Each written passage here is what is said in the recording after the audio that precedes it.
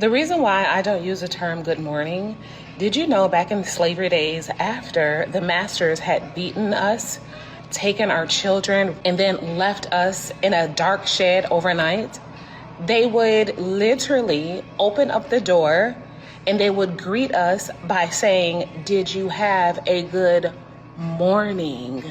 Meaning, did you cry all night over the things that we've done to your loved ones? Good morning. I'll take shit that never happened for 1,000, Alex. Does anyone believe this? When the women used to mourn about their child being taken away and sold to a different slave master, most of these things used to happen in the evening time. When the slaves used to cry about what happened, the white slave masters, the oppressors, will wake up in the morning time and they'll tell the slaves, "Did you have a good morning?" Now I believe it even less. It seems like every other year these people are trying to cancel another word or a gesture.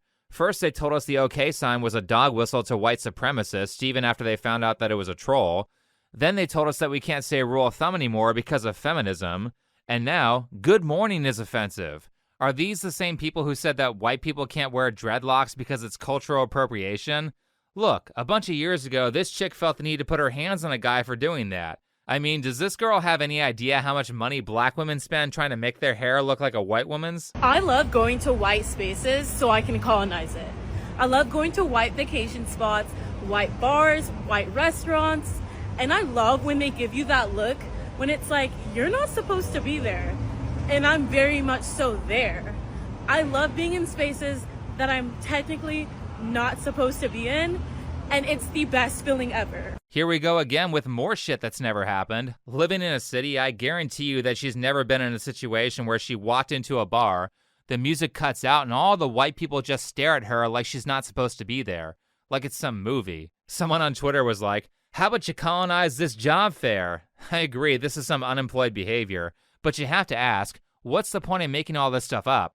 Well, basically, it's a tactic used to spread racial division because when certain people do that, they get special privileges for themselves at the expense of everyone else, including the expense of the people that they claim to help. Essentially, these people do it because it makes them money, and this very common tactic of leftists has caused a lot of damage to this country.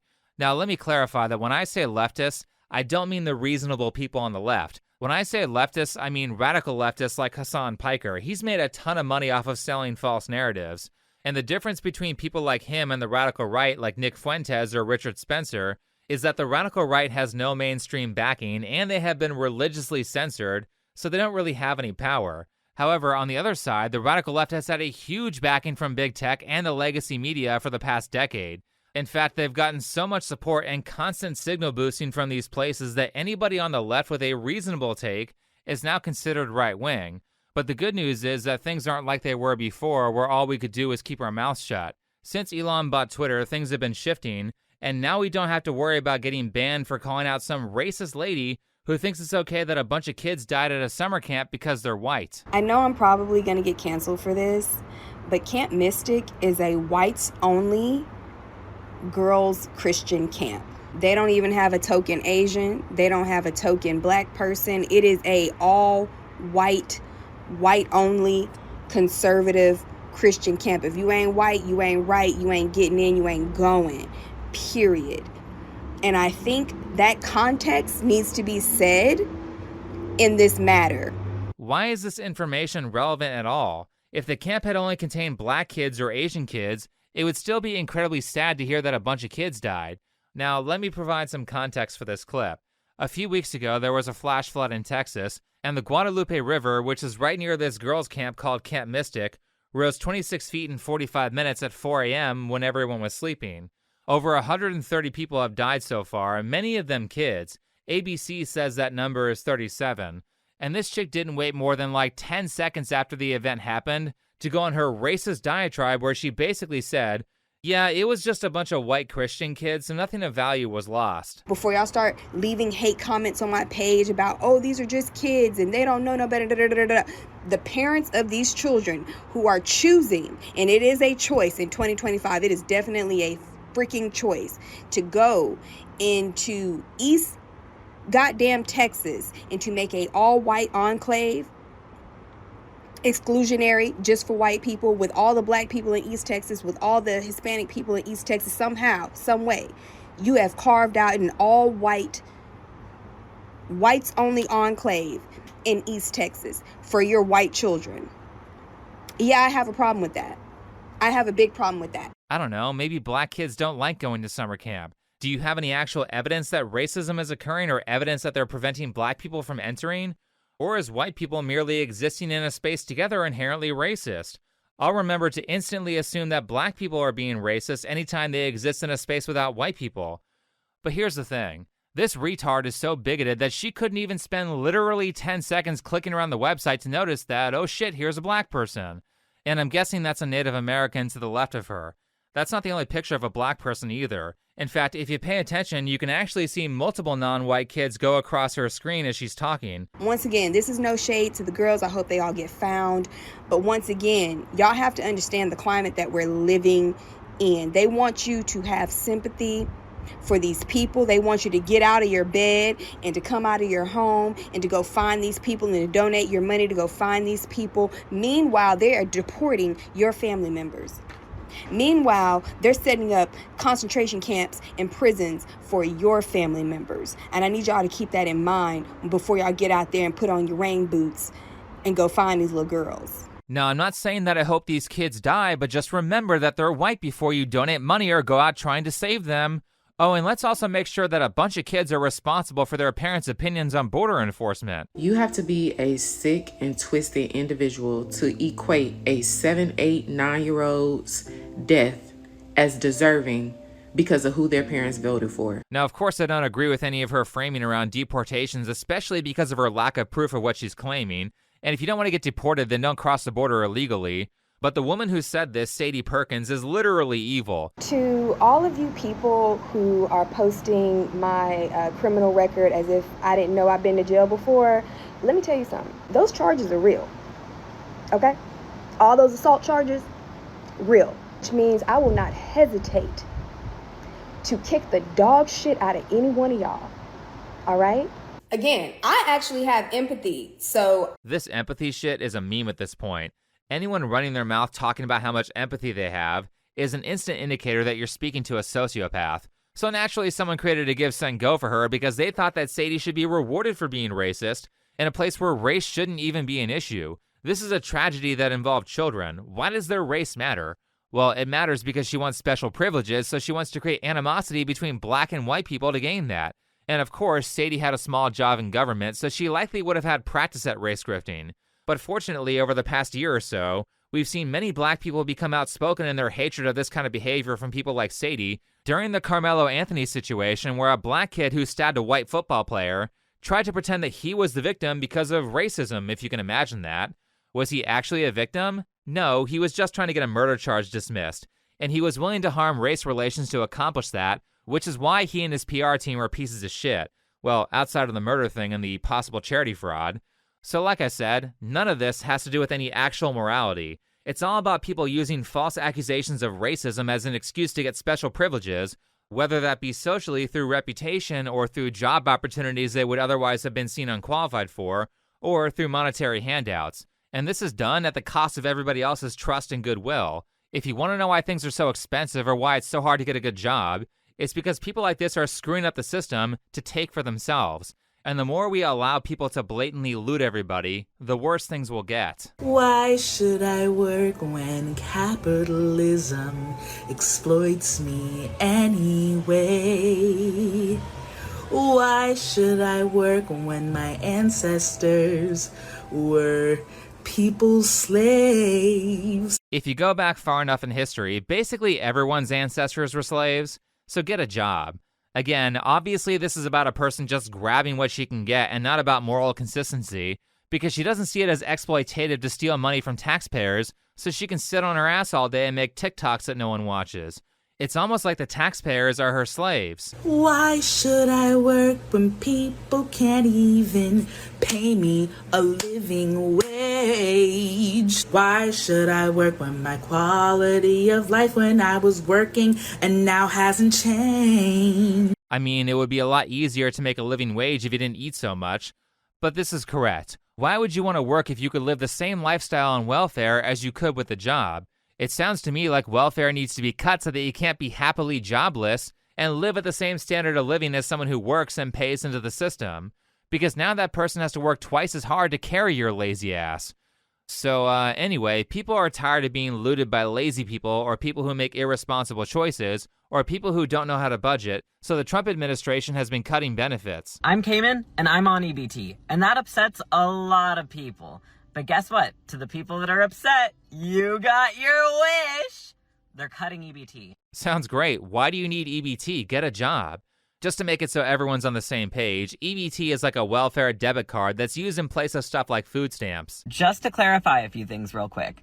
I work 50-plus hour weeks. No, you don't. You wouldn't need food stamps if you were able to work that hard. That, or you need some roommates, or you need to move to a place that's cheaper, or transfer some of those long hours into learning a skill that pays more. I am disabled. I swear, if this person says they're disabled because they have a slight bit of autism... And I get like $178 a month to use on groceries, and that's being cut entirely. You know what else hasn't been covered for a while? My testosterone. It's been $62 per week out of pocket, which is why I haven't been on it for months. It's causing health issues, it's causing hormonal problems. It's really not a good thing all around. I mean, that kind of sounds like a personal problem. I see no reason why taxpayers should have to pay for your elective procedure. Medical insurance generally doesn't cover elective or cosmetic procedures anyway, and if you're having health problems because you chose to take testosterone, then I don't see why the taxpayers should be responsible for the damages of your decision. I'm also on Medicaid. Medicaid is on the line to be cut. If I don't have health insurance, that's even more money out of pocket. So you know what I'm not doing this year? I'm not paying taxes because this government does not represent me. No taxation without representation. If you guys aren't willing to pay as a community to help people like me and people who are different from you, then people like us aren't going to be willing to help you either. This is so funny. You think you're a net taxpayer. But I love how if I say, hey, I would like to not pay so many taxes because taxes seem to mostly go to things that I don't want to pay for or things that I'm actively opposed to, well, then now I'm just a bigot who hates trans people and poor people. But if you don't want to pay taxes, then that's your moral right. Interesting. Interesting how this is entirely about self-interest and not actual morality. It's interesting how when I want tax cuts, I'm evil, but when you want tax cuts, it's for a good cause. It's almost like these people are incredibly selfish. But go ahead and see what happens when you don't pay your taxes. I'm already doing all I can to take care of myself, and it's incredibly difficult. I can't try much harder because I'm expending all of my energy doing this, so that's part of why I make extra money here on TikTok. By the way, if you're still here, thank you for all the interaction you can give, because I'm trying to leave this country, and making money on here could really help with that. You still have to pay taxes as long as you're a U.S. citizen, by the way, even if you leave the country. And forewarning, it costs quite a bit of money to renounce your citizenship.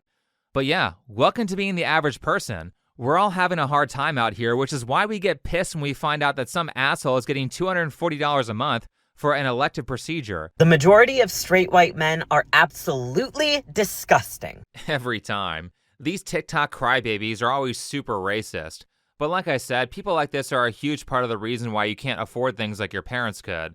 And it goes beyond the monetary value of what they're taking through things like EBT, because ultimately that stuff is just a public bribe to get you to vote in certain people. Ironically, all these welfare flunkies who post on TikTok are the same people who keep complaining about colonization, when in reality, they're the ones enabling it by taking bribes from some of the most evil politicians who then go and do corrupt things in other countries as well as the US. Hard work is the first step of getting rid of evil people, because evil people always prey on the lazy and the uninformed. I mean, we're trying to get these sociopaths out of power, but you assholes keep voting them back in every time they offer you a little welfare. And these guys want to go on TikTok to talk about how evil corporations are, but who are the biggest supporters of Amazon during the COVID lockdowns, as government mandates put all their competition out of business? Oh, that's right, the radical leftists were the biggest pushers of the lockdown, as well as a bunch of stupid guidelines that had a lot more to do with making it impossible for small businesses to stay afloat than they did with proper use of protective equipment or realistically keeping people safe. You assholes are the ones who caused all the post-COVID price hikes by saying that we needed to be locked down for over 2 years. And after you did that, you have the audacity to bitch to all the working people to fix the problems that you guys created, saying, can't you just have some compassion? No, I don't care. Fix your own damn problems. Have fun being broke and not able to afford shit like everyone else. I don't understand why I have empathy for others and other people don't.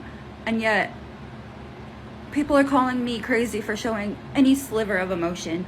Oh, great. Good old empathy. Now that that word has been thrown out, I'm sure it will only be a matter of seconds before the person who talks about how empathetic they are starts demanding stuff. My healthcare is being taken away, and me being angry at people who voted for this is being seen like I'm crazy. I'm cutting you off. You're out of my fucking life. I'm cutting you out of my life. All of you. Family, friends, you're gone at this point. I have nothing to live for because my health insurance, what I need help for, my mental health, all of that is gone. Wow, it was literally the next thing she said. What a shock. And in a stunning show of empathy, she fails to see why anyone would vote to have benefits cut. Well, maybe it's because people are tired of having shitloads of their money taken, so unemployed people can sit on their ass all day, and gee, why do you think health insurance is so expensive? Well, I'm old enough to remember that it was Obamacare that basically doubled and tripled the price of healthcare, and then fined people for not paying for it. And guess what? They framed it as a handout that people like you voted for, as insurance companies were probably jumping for joy because now not only did they have guaranteed customers, but the mandates meant that they could raise everyone's rates without much protest because people had to buy insurance. Congrats, you guys voted for a handout to insurance companies, and now you're complaining about the results of that. Oh yeah, and you can tell me, go get a job, go get a job. I've been trying for 6 fucking months now. And all these fucking idiot Republicans tell me is, go get a job, go get a job. Even if I get a job, it will not ensure that I have health care because they never give you full time. What else won't it do? It won't make me fucking happy. I won't be able to afford anything still. So tell me again to get a fucking job. Get a fucking job. It's not that difficult. If you're trying to get any job and it's taking you 6 months, you aren't trying that hard. In fact, I had an unfortunate point in my adult life where I had to get any job. I looked all day for jobs for like 1 or 2 days, I got interviews, and I was employed and working like 2 weeks later. It's not that hard to get a retail or a fast food job. But as I said earlier, this is very much so missing why net taxpayers are mad.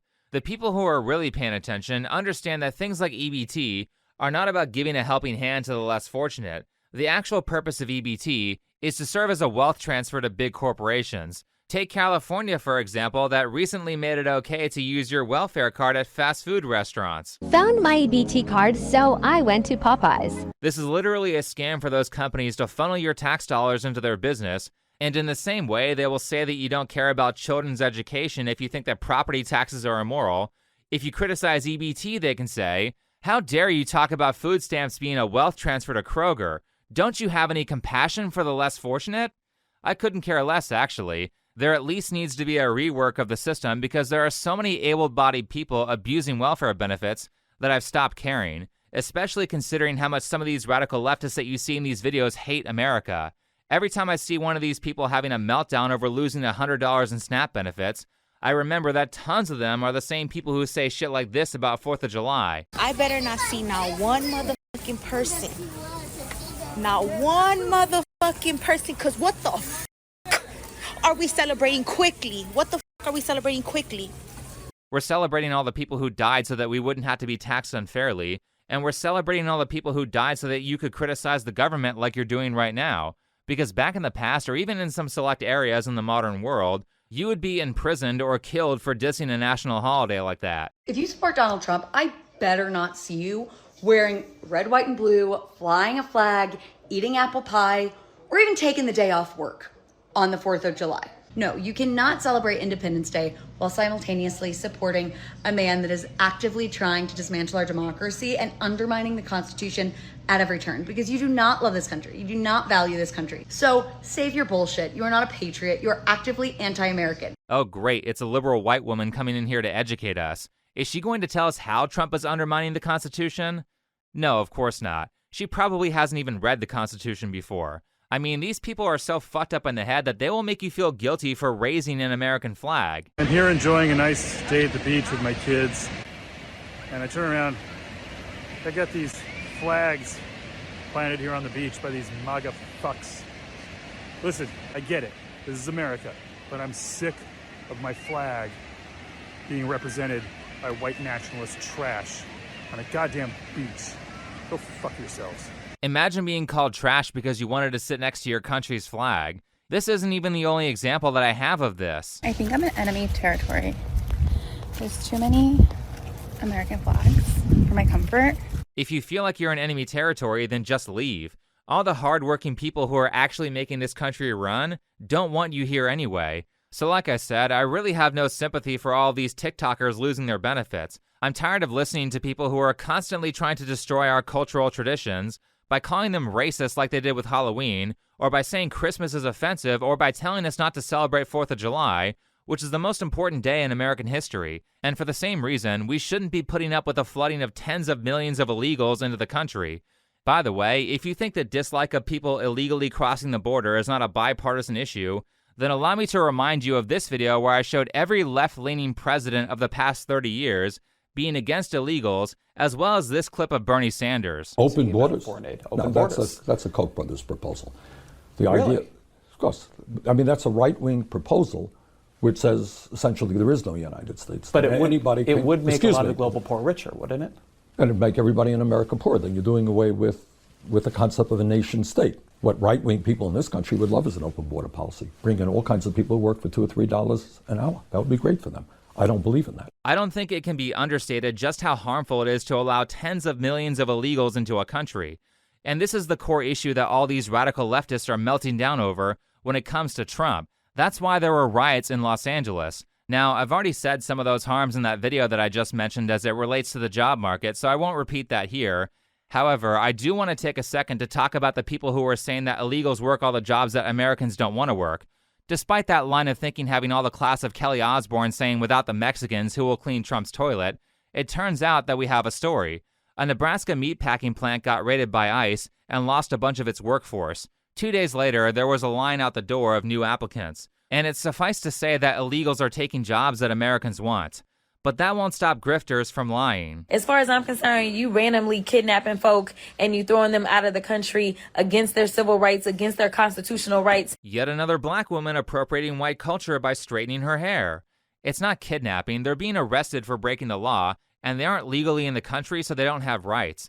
Also, the last time I brought this up, people wanted me to mention that illegals are used to rig elections, and that's true. They certainly can be used to increase the number of electoral votes a state has because for some reason they can be counted in the census, and they absolutely are used to rig elections in ways that are too complex for the average voter to understand, which is perfect for dishonest politicians. Again, there are a number of ways that illegals harm the country, but for this video, I want to focus more on the cultural aspects and why the US and basically every other country in the world has limitations on immigration. The reason for that is because the culture and the group cohesiveness of a country matters. You know what screws that up? Tens of millions of people not speaking a country's primary language. My immigrant parents don't speak English. Are they immigrants or illegals? Because there's a difference. Anyway. They're currently in the hospital right now in LA. The doctor didn't speak Spanish, so they needed someone to translate, and that the hospital didn't have any translators, so my parents decided to just call me so I can talk to the doctor for them. Once the doctor was done explaining to me what they were going to do to my mom, she decided to give me a comment and say, "You should really teach your parents some English so they can learn how to talk in the hospital and communicate and stuff." I mean, obviously I don't have any ill will towards the issue that caused them to be in the hospital, but outside of that, what a perfectly reasonable suggestion for the doctor to give someone who is living in the US. Here's what I find curious though. How is it that you're like, I'm guessing in your 20s and you speak fluent English, probably at a native level actually, but your parents don't? And what I'm getting at is that you sound like you grew up here, meaning your parents had multiple decades to learn English, yet they still don't speak it. I don't know, but considering that everything's going on with the political climate, maybe I'm just reaching. But you know, Spanish is the secondly most common language spoken in LA. And I just thought that for hospitals to not have translators and then to blame the patient for not knowing the language, I think it's just, I don't know, I didn't really like it. Now, I can understand if someone had to go to the hospital while they were traveling and they didn't have a translator. I can see how that would be frustrating. But as far as I can tell, your parents have been in this country for multiple decades. You couldn't use a little bit of that time to learn English? And I'm pointing this out because this isn't an extreme example. It's actually very common in Southern California for adults who grew up there to translate for their parents who lived in the US the entire time that said adults were growing up.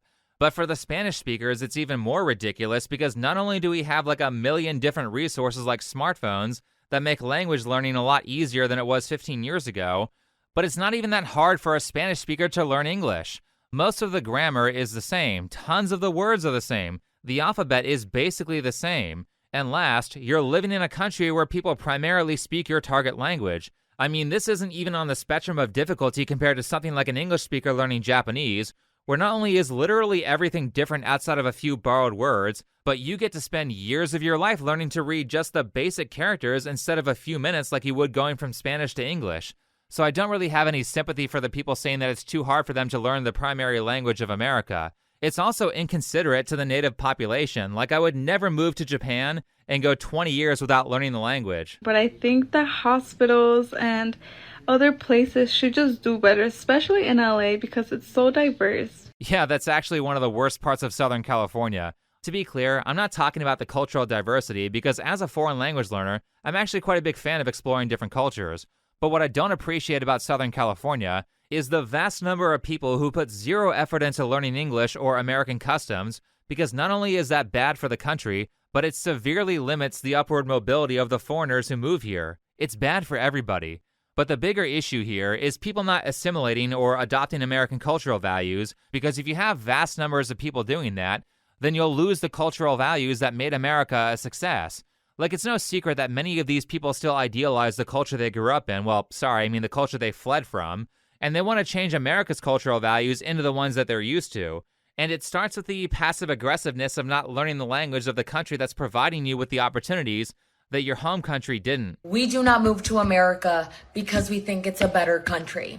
We move here because it's a little less worse than our other countries. Because you're stupid to think that we moved to this country for some hot dogs and some baseball. We have better vibes, music, food, culture, history, literally all of the above. Well, great. Go back to where you came from then if everything is so much better there. Why would you live in the country that's worse? We just move here because we are looking to make more money and offer a better chance for our families. If you support ICE, you support people getting destroyed. If you support families getting destroyed, I hope you rot in hell. If they didn't want to get deported, then they should have immigrated legally. And by the way, if we're going to have a moral pissing contest here, then note that as recently as last year, these people who are entering the U.S. illegally had no problem throwing kids into razor wire to get across the border.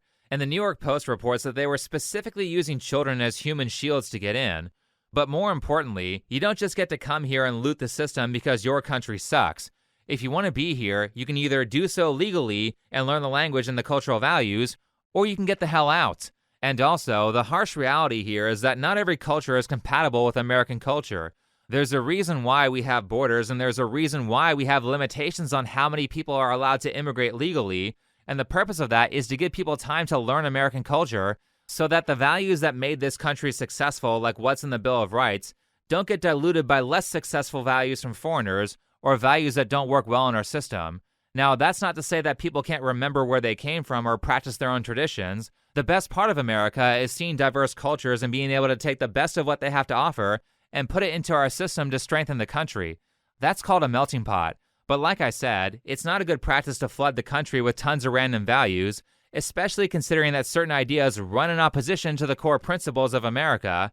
And in my personal opinion, you can either drop those ideas or go live somewhere else. Do you believe in equal rights for women? I do. Yes, of course. Okay, in a Sharia law country, your testimony is worth half of that of a man. Your testimony is worth half. Also, in marriage and divorce, a man can divorce you like this, but you cannot divorce him. Mm-hmm. It's the man's choice. Child marriage is permitted in some interpretations based on Prophet Muhammad. Dress code. Women are often legally obligated to follow strict dress codes and punished for not complying. Is this something you'd want to live under? And please don't escape away from the question, because I don't want you to live under something like this. If you're acting to me right now, like what you're doing, bringing awareness is for on behalf of women and children, and instead of some bigoted hate, then I think that as I said from the start, I don't think that we have a lot to talk about. I think you're escaping my question because you don't want to answer. You don't want to appear bad. You don't want to look bad. You don't want to look discriminatory. She absolutely is avoiding the question. Radical leftists have been doing that in this area for like 15 years. Hates Jews, Christians, atheists, dogs, gays, bacon, beer, wine, your civilization, your culture, your traditions. and your country. Complains about Islamophobia. True. If you criticize Sharia law, then you're a racist. Wait, is that technically racism? Islam is not a race. Not to say that there aren't good things about Muslims or there aren't values of theirs that I agree with, but I think plenty of the West has gotten tired of the radical aspects of that culture flooding into their countries, followed by them telling everyone in the native population how to live. Western countries, at least in Norway, you can spend fortune on groceries, walk out with hundreds of bags from the store, and nobody is going to ask you if you need help. In Somaliland, you can buy big or small, and you better believe that somebody is going to snatch that bag from you and take it to your car without even you asking them.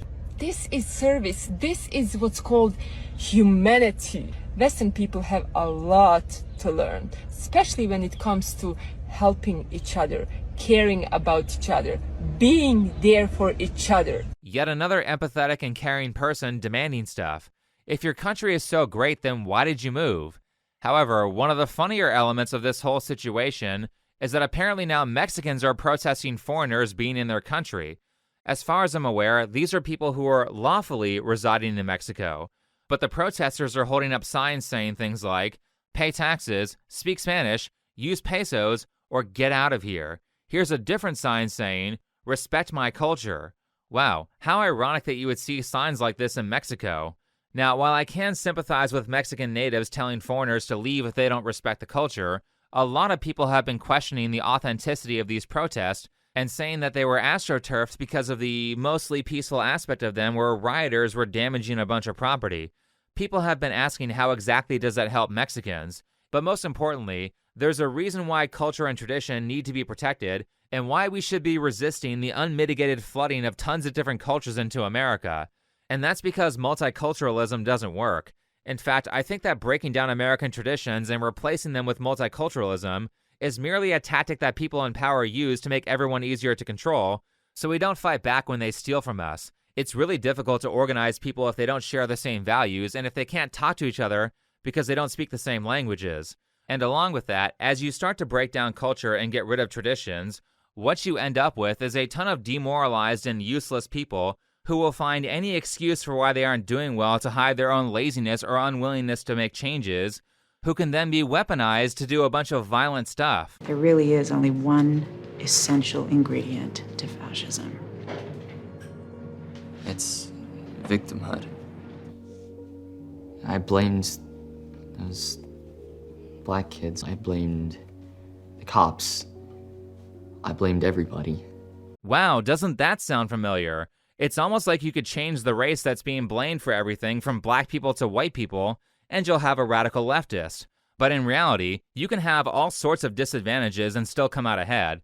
This was trending a while back. A girl is in a rollerblading race, she trips right at the start, and begins way behind in last place. But she doesn't give up, she slowly starts to overtake the other girls, and eventually, she ends up winning the race. All because she didn't let her setback demoralize her. And what all these TikTok complainers are missing is that the brain likes challenges, and because disadvantages create challenge, they can often be the greatest motivator for success, to the extent that starting out with less can actually be a huge advantage because you'll grow up more competent than the people who are just given everything. And because of that, my biggest issue with all these radical leftists is they're giving a lot of people the space to wallow in depression instead of pushing to succeed, which is overloading America with a bunch of useless rejects instead of people who will push through their disadvantages. Protecting our culture keeps these people from wasting their lives. Anyway, thanks for watching, follow me on Twitter, and I'll see you in the next video.